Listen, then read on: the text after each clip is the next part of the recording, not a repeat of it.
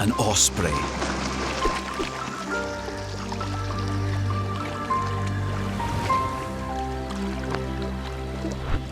This magnificent bird of prey is a specialist at catching fish.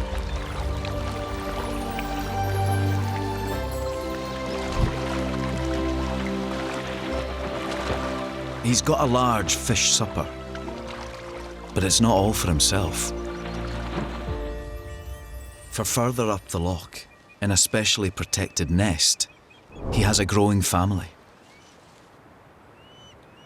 His mate guards their precious 3-week-old chicks.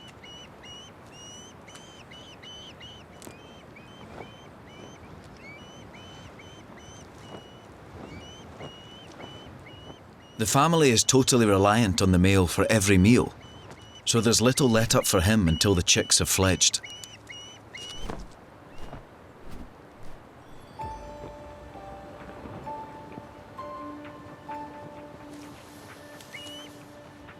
Ospreys are a major success story in the Highlands. Returning from extinction in the 1950s after a history of persecution, there are now more than 250 pairs, migrating here every year from West Africa.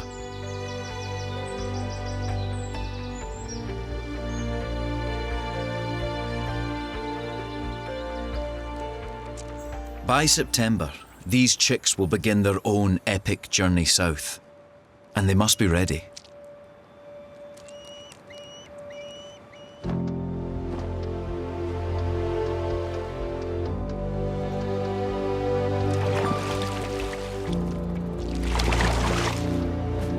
Ospreys have fantastic eyesight and can dive at speeds of up to 125 kilometers an hour.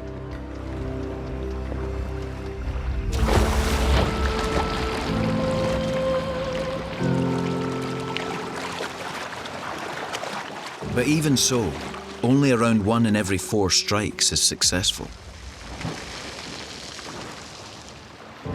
He needs to catch at least 5 fish a day to feed his growing family. So, he must get his approach exactly right.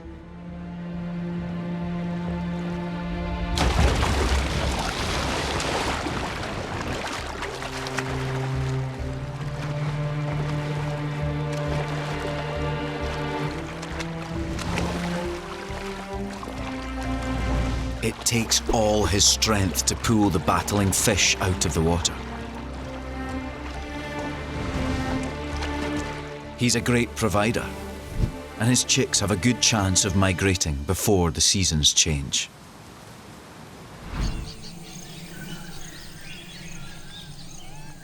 Strange white forms cling to the base of a precarious ledge. A group of beehives, rich with delicious honey.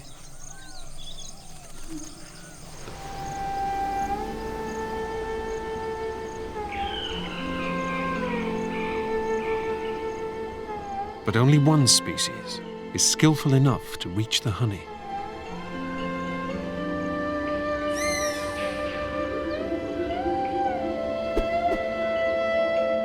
The Oriental Honey Buzzard is an aerial specialist.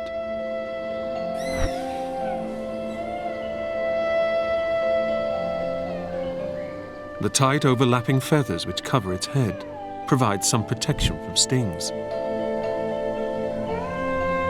But this is not an easy prize to win. A mistake up here could be fatal.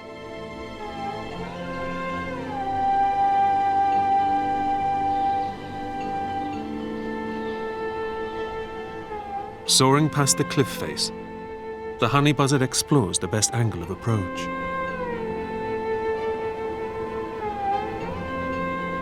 Flapping its wings to alert the bees, it entices them out before beating a tactical retreat, flying faster than the angry swarm.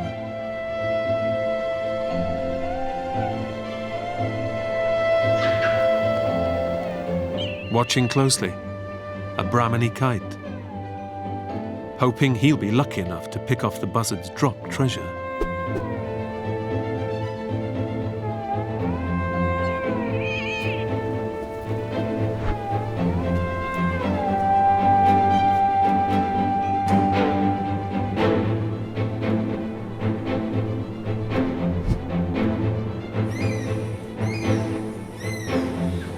Suddenly, the honey buzzard turns, tearing back to the now undefended nest.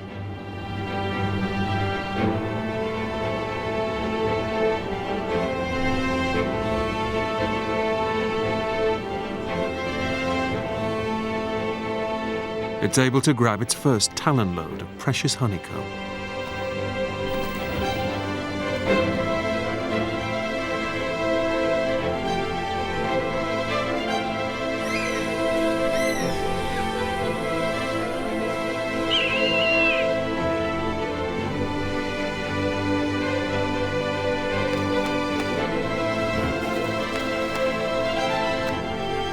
The honey buzzard's mastery of the skies provides both birds with breakfast.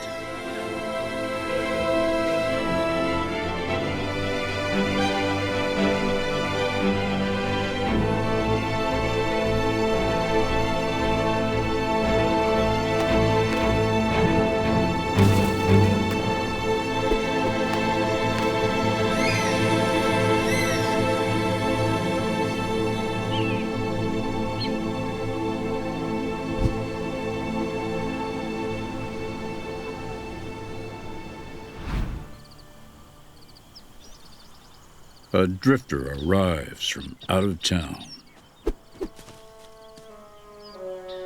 A burrowing owl.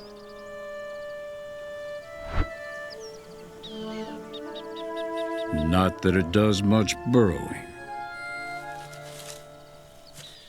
Instead of tunneling out a burrow of its own, it prefers to break and enter, and then redecorate.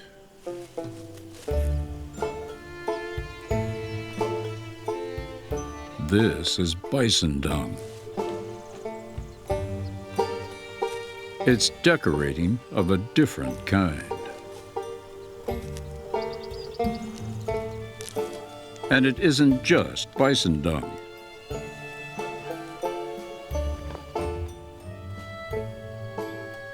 Some old coyote droppings, too, help to add a sense of je ne sais quoi.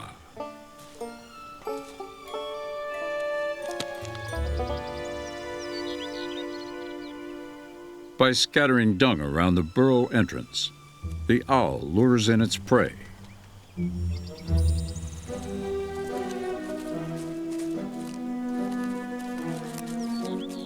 Dung beetles and other insects.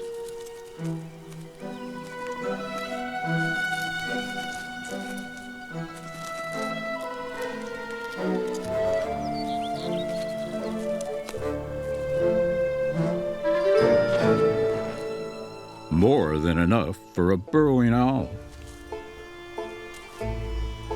And a mate.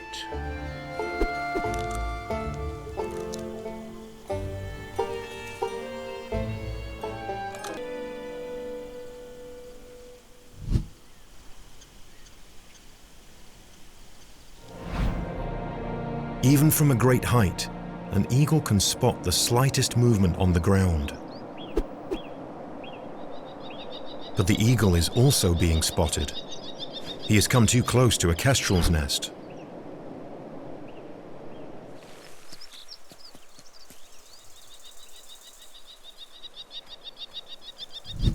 The attack draws attention far and wide, annoying for a hunter who relies on stealth. All the marmots have been warned.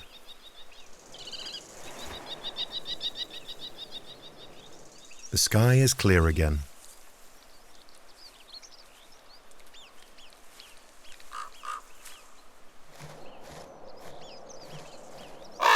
In the eagle's absence, marmots and ravens can relax.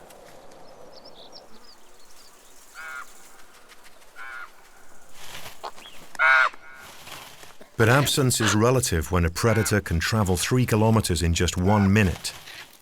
Now the eagle knows where the marmots live.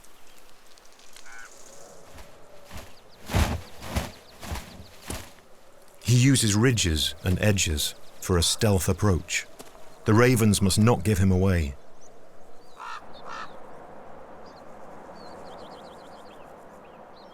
The eagle's eye is a living zoom lens.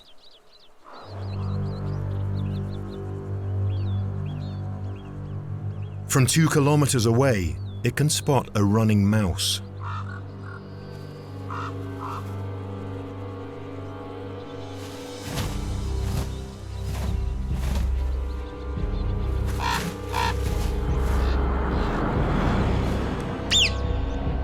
A single long whistle means air raid.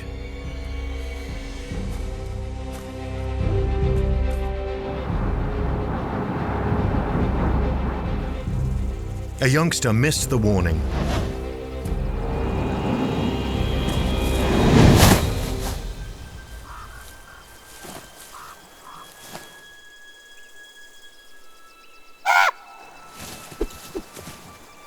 An eagle's vice-like talons kill within seconds.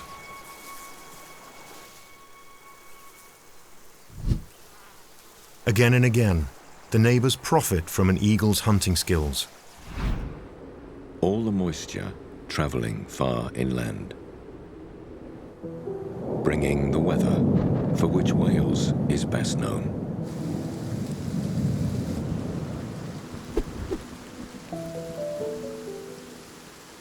At times it feels like the rainfall never ends. Red kites are the Welsh national bird. There are few others on the wing in weather like this, though food can be hard to find. With most prey hidden away, he's in need of a little help.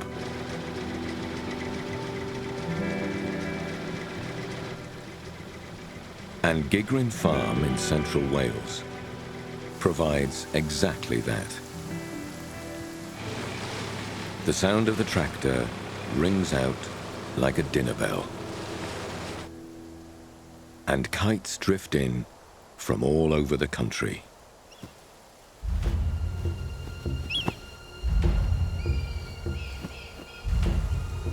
This is what they're here for.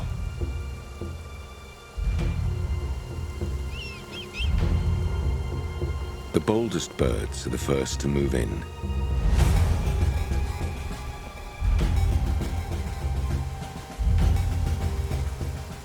A twist of the tail, and they sweep down in a single wave.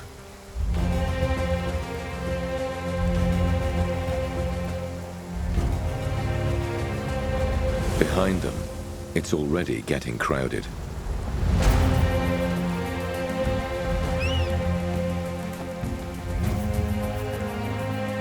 The skies are filling up, and a second wave descends.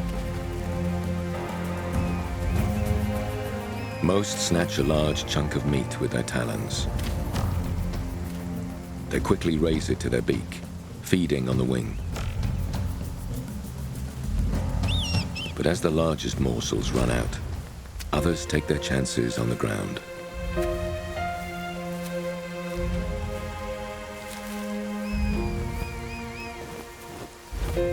It's a risky move, with sharp talons flying past. There's a chance of serious injury.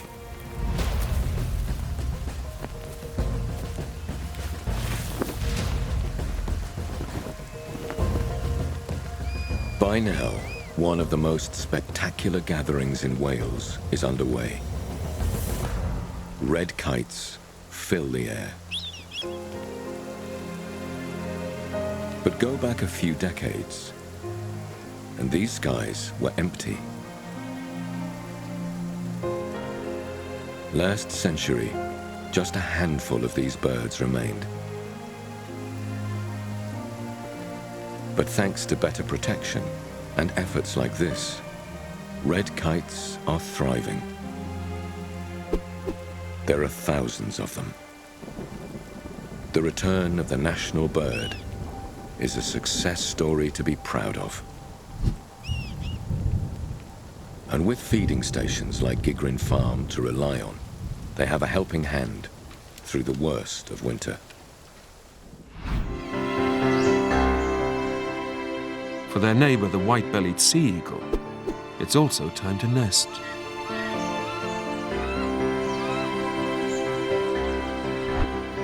These graceful flyers mate for life. Each year, acrobatic flights in unison renew the pair's bonds.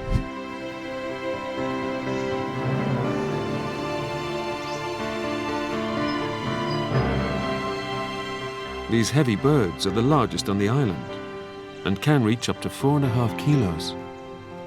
So finding a tree suitable for the whole family isn't easy.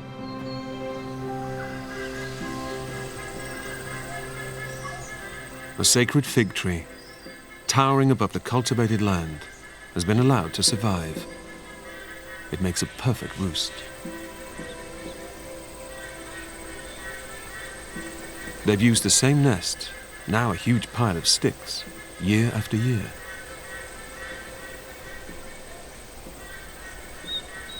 The pair have a 6-week-old chick.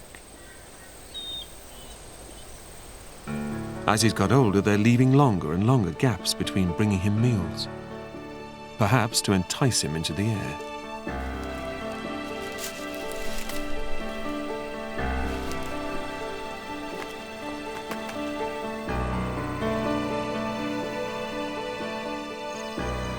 He's yet to be fed today, but his parents seem to have other concerns.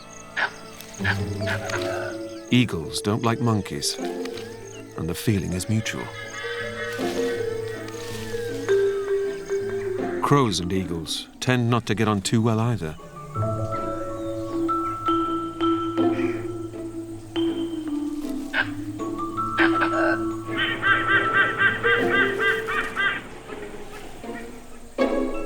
The sacred tree is home to all sorts. And some residents, like palm squirrels, make happy neighbors.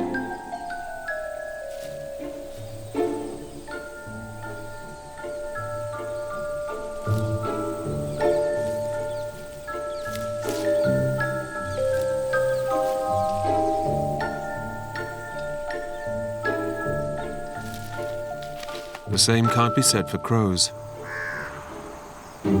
Crows will mob the eagles relentlessly. They see the predators as a threat.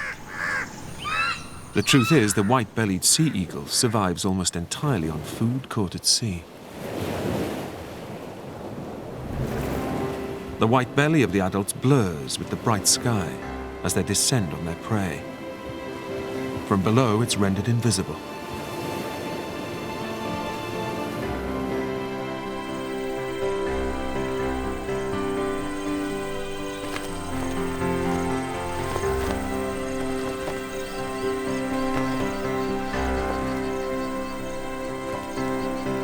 He's not quite ready.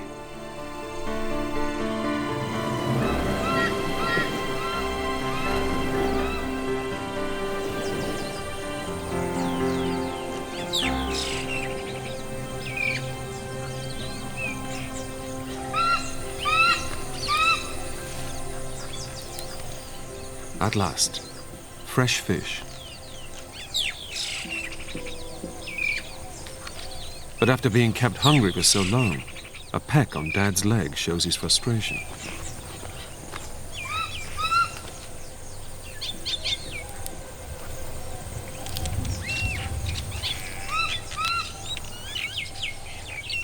In a few more weeks, he could be fishing for his own dinner.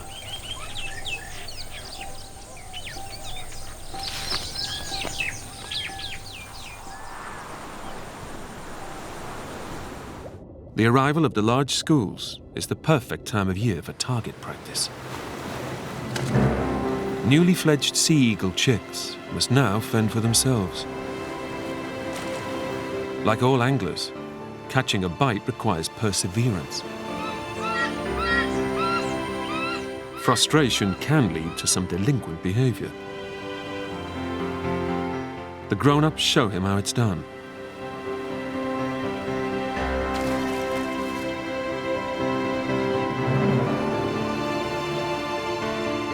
but they are in no mind to share.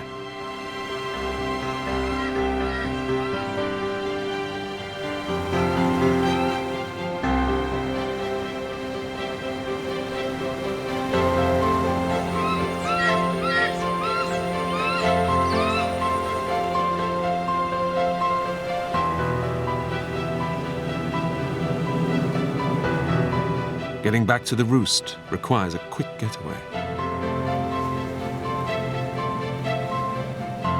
Sea eagles' favorite food is fish, but they aren't averse to trying something altogether more unusual. Sea snakes. This time, finding a perch without being bitten by these deadly predators is the hard part.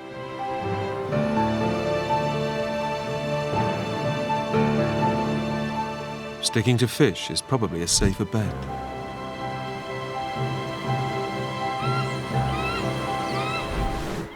Somewhere on this rugged cliff, the peregrines should have set up home, and it doesn't take me long to spot them. It's May, and there are 2 hungry young chicks in the nest. Not long after I'd settled into the hide, the dragon male came in with a blackbird. The female is larger, more aggressive, but she does little hunting. She'll stay within sight of the eyrie and the chicks, guarding and protecting them from any predator foolish enough to threaten her young. The chicks take a lot of feeding, and sometimes kills are stored close to the nest, where the female can easily retrieve them.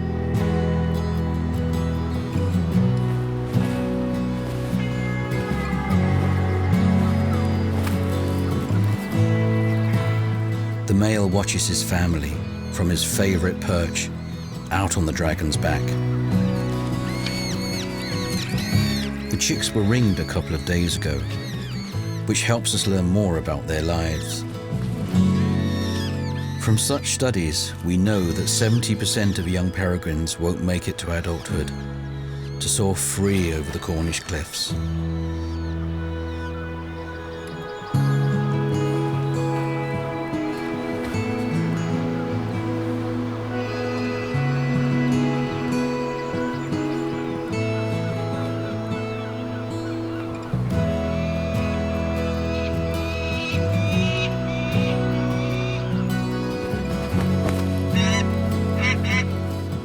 The chicks will grow so quickly through the coming weeks.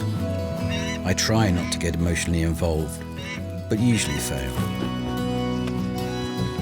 I spend a lot of time in the hide up close to them and can't help getting to know them really well. It's a great privilege to be allowed into their lives.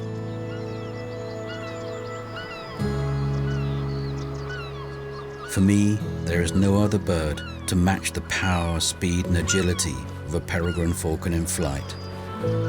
Not even close.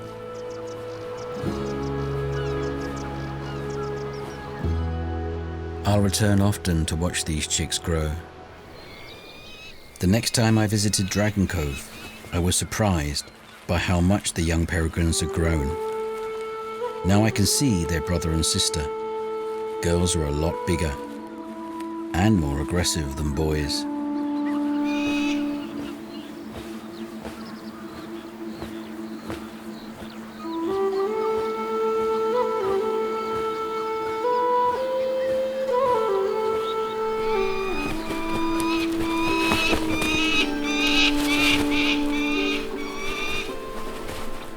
Already the female chick has grown as big as her mum.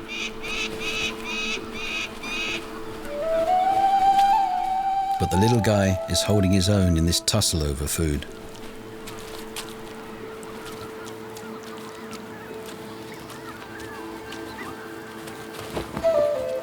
It won't be very long before they're ready to make their first flight.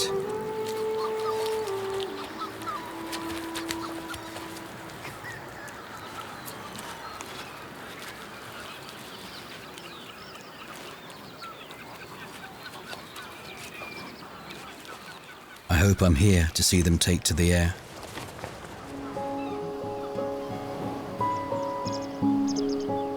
The young peregrines are enjoying a strong onshore breeze.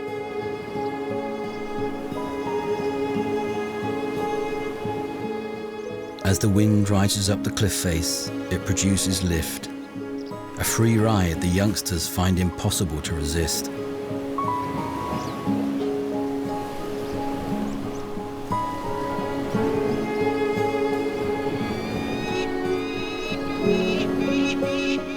Like feathered kittens they play. It's innocent now, but these are young hunters, and once they've honed their skills, they'll be killers.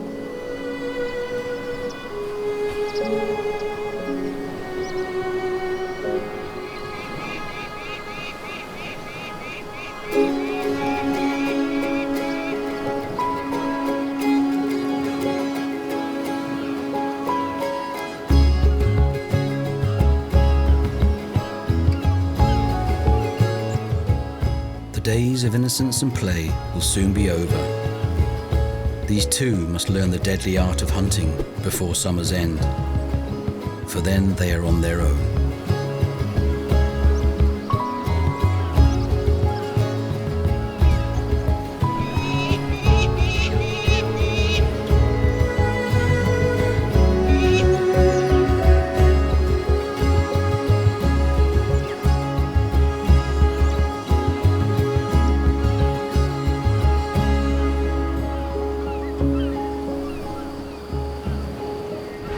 Park Young-soon has recently captured a goshawk from the wild and is crafting a sashimi.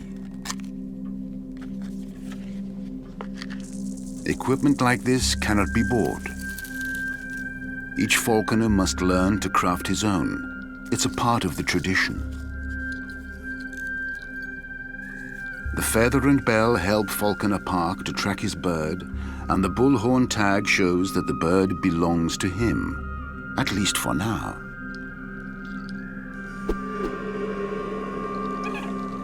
Goshawks are as individual as we are. Some are nervous, others are stubborn. So the falconer must learn to tailor his approach.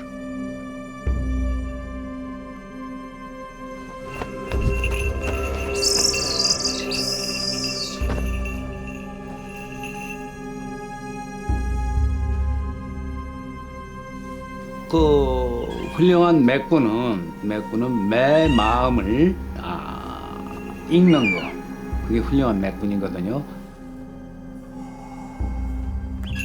More than anything, falconry requires trust. Park Young-soon has spent many, many hours with this hawk to build that bond.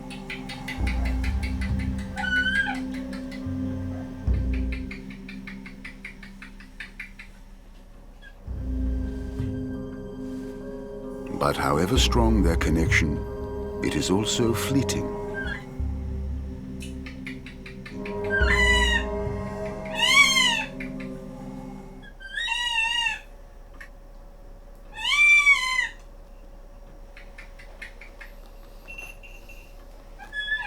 The most important tradition of Korean falconry is that the falconers do not keep their birds for life. They accept that a hawk is wild and can never be fully tamed. 내가 처음에 딱 손을 박차고 나갈 때 동작을 보면은 이게 도망가는지 사냥을 하러 나가는지 구분한다.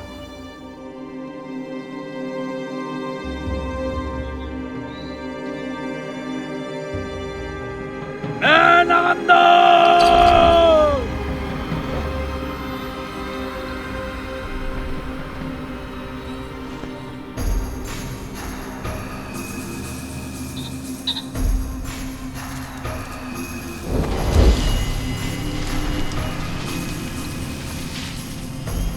The goshawk has short, wide wings, allowing it to pass through gaps at speeds of up to 40 miles an hour.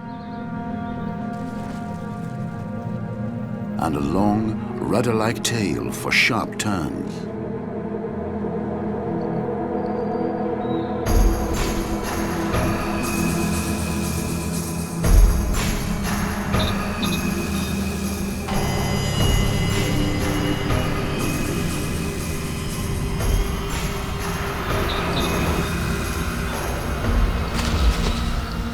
That makes it an extremely agile hunter.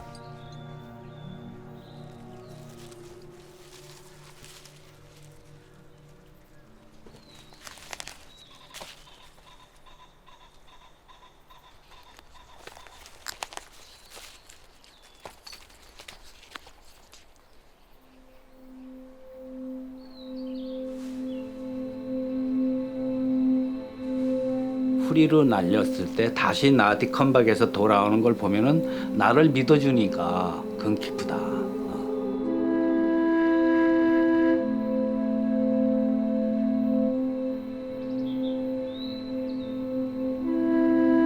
그래서 이렇게 사냥에 오면은 한국의 매사냥은 여기 잡아서 죽을 때까지 듣고 있는 게 아니라 자연에서 왔기 때문에 자연으로 다시 보내주는 게 우리 맥군들의 철칙이에요. 날아갔을 때 내 의지와 달리 불가피하게 날아갔을 때는 내 자식을 잃어버린 같은 마음이고 눈물이 쓰고 가슴이 아프다.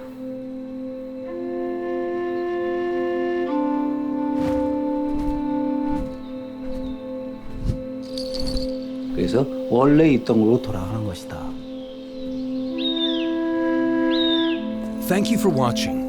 Did you like this video? Tell us in the comments, and please like, share, and subscribe to the Terra channel.